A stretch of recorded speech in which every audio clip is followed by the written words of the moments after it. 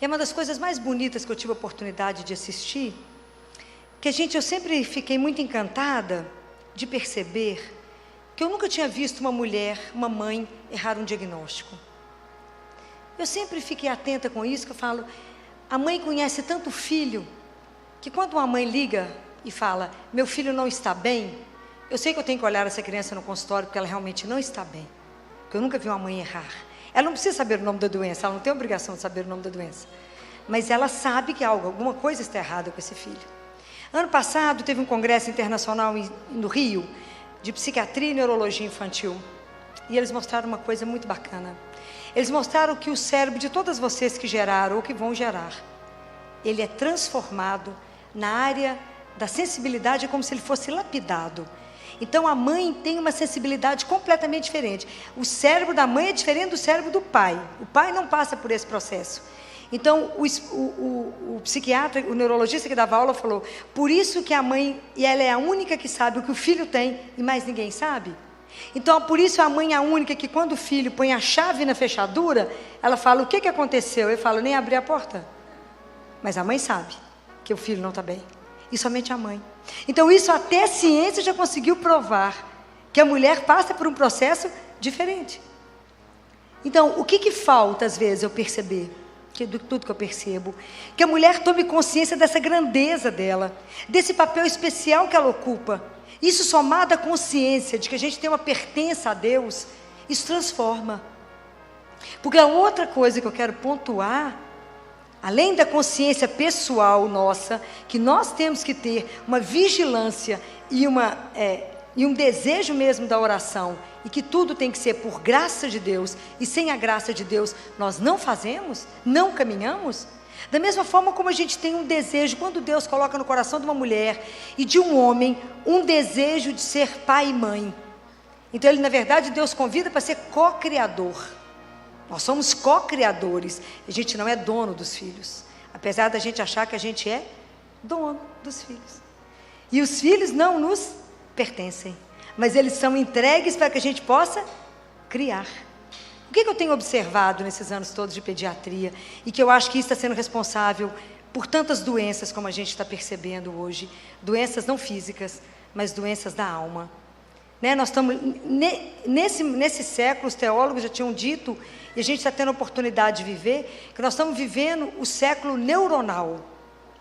Nós não estamos tendo mais doenças infecciosas, mas doenças psiquiátricas têm crescido profundamente. Então, o que a gente tem observado? Que quando a gente vai ser pai, vai ser mãe, e que deseja ter pai e mãe, você recebe um filho que não é seu. Então você vai aprender uma lição que é difícil. Eu amo e não possuo, não me pertence. E eu tenho que criar esse filho para quem? Para Deus. É assim que estão sendo criados? Não.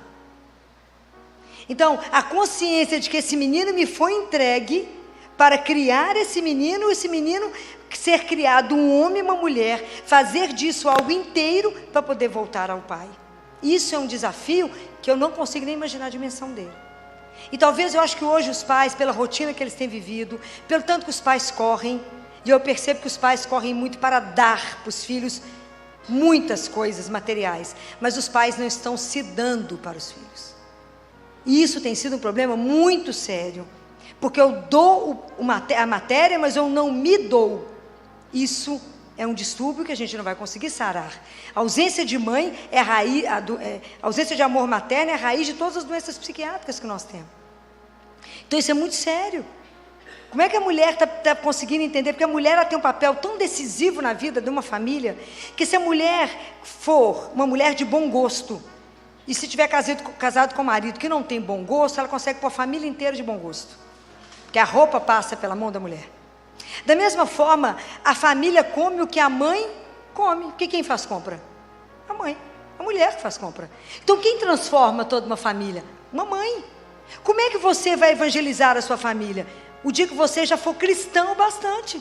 O dia que você entender que Deus é o Senhor absoluto da sua casa e da sua vida, você vai introduzir o Senhor como Senhor de dentro da sua casa. Aí sim a família terá tempo de oração. A família poderá desligar uma televisão. A família vai conseguir rezar um terço. A família vai conseguir entronizar a imagem de Jesus dentro do Sagrado Coração, dentro de uma casa, e vão conseguir reunir e rezar. Mas enquanto a mãe não toma isso como verdade, chega em casa, a primeira coisa que a gente vai ligar é televisão. Porque a gente não dá conta da solidão, a gente não dá conta do silêncio. O silêncio nos incomoda tanto que a gente liga televisão, telefone, rádio, ainda liga para alguém. Porque nos incomoda. A gente não tem o hábito da família estar juntas rezando, ou aprendemos que podemos rezar deitado. E não fazemos da nossa vida de oração um diálogo, mas transformamos a nossa oração no monólogo. Então, muitas vezes nós deitamos para rezar, e eu falo que Deus fala o amém, porque nós só começamos a falar, falamos um tanto de coisa na cabeça de Deus. Quando Ele pensa em falar, você fala, então, no nome do Pai, do Filho e do Espírito Santo, o amém, você já virou. Então, nós não relacionamos com Deus vivo. A gente relaciona muitas vezes com uma imagem, ou com uma ideia. E enquanto Deus for uma ideia e for uma imagem, eu não me entrego. Porque eu não posso entregar e confiar numa imagem, numa ideia. Eu me entrego e confio a uma pessoa. Deus é uma pessoa. Jesus é uma pessoa. E é vivo. Então, esse relacionamento vivo, que o dia que você como mãe conseguir viver, você vai transformar a vida da sua família. Porque qual filho não vai querer aproveitar e relacionar com um Deus que é amor e bondade? Qualquer filho. Mas qual filho vai querer relacionar com um Deus que só vai privá-lo das coisas? Então tudo depende da imagem que nós vamos dar para os nossos filhos de quem é Deus. E você só vai dar aquilo que você tiver experimentado. Nós não vamos poder passar para o filho uma outra imagem. Esses dias uma mãe com um adolescente no consultório falou, esse menino não vai à igreja. Eu falei, e a senhora vai? Não tenho tempo. Então o adolescente, ele imita o pai e a mãe. Se vocês não vão, não mostra nada de bom, ele irá? Não irá. Se seu filho nunca te viu ler a palavra de Deus, ele vai ler? Não, não vai. Não vai. Se seu filho nunca te viu de joelho, você vai conseguir alguma coisa? Não, não vai. Não vai. Porque a criança, de pequenininha, ela vê um modelo. E eu brinco com os pais no consultório. O filho, antes de andar, ele tem que aprender a ajoelhar. Mas se a gente não levar isso a sério, a coisa não vai caminhar. Nós estamos vivendo uma sociedade doente.